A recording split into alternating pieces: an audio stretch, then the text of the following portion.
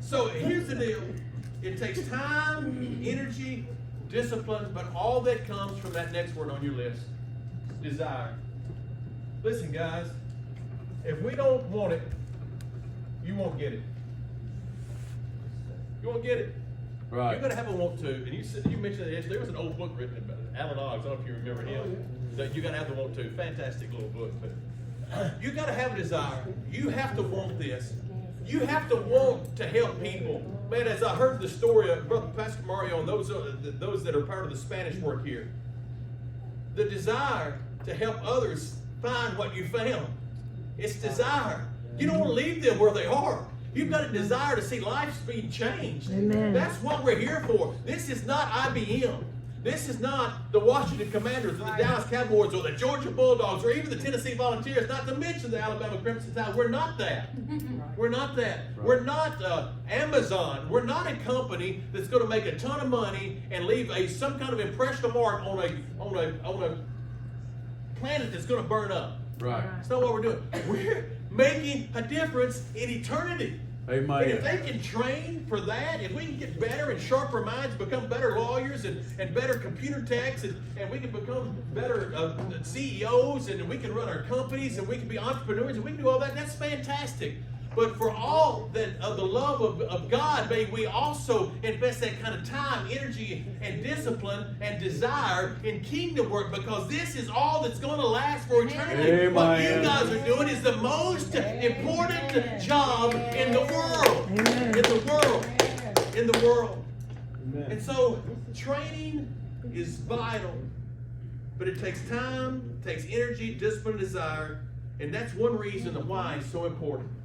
If you don't have a why, if that's not the top of your list, if why is not there, then the rest of this stuff starts floundering. Your consistency will flounder. Your desire will flounder. You got to know why you're running. I keep saying it. I like to run because I like to eat. I mean, I just had my report, and I can't remember. I'm probably burning about 600 calories per run, so you can add that up. That's a lot of stuff I get to eat because I'm burning them calories off. Come on. Give me another plate. I ran this morning. I know that's cheating. It's not the reason you do it, but for me, it's one of my whys. I love to eat. I love Me food. too. I love food. Amen. All right. So here we go. Running, that quote from the website Run Addicted. Running is the sum of small steps that are repeated again and again until it becomes a way of life. It's called a habit.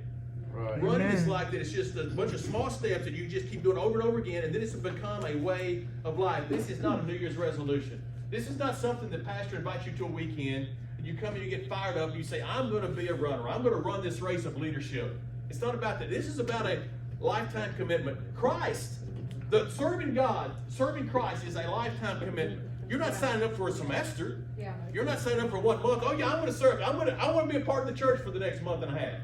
You've never even heard that because it's ludicrous. It makes no sense. We're committing our lives to God. We're surrendering everything to Amen. Him. This is a lifetime commitment. We're signing up for the long haul, and we're signing up for the eternal reward that comes from that. So here's what I want you to remember. You should run in such a way that you can finish the race. Now it's so crystal clear today that people are in different places. And that's okay. It's okay. The key is finishing. And so adjust your pace. Adjust your pace. You know, somebody was talking about balance. And here's an interesting concept I learned from the guy, Wayne Cordero. I heard him make a talk. And he said that balance in life, we always think if we put that there, and we get just enough church over here, family over here, work here, relationships here, and we keep them all just right, that pin will stay balanced. That's what we think. That's what we think balance is. Oh, if we get too much weight over here, too much church. If we put too much weight over here, too much family, it's going to collapse. He gave me a new concept. He said, here's what balance is. You remember this, brother? Yes. He said, this is what balance is.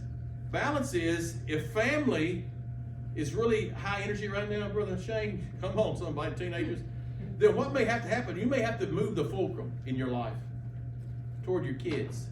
That way you can have a lot more weight over here, but you still got balance. You see that? I know this is a terrible picture.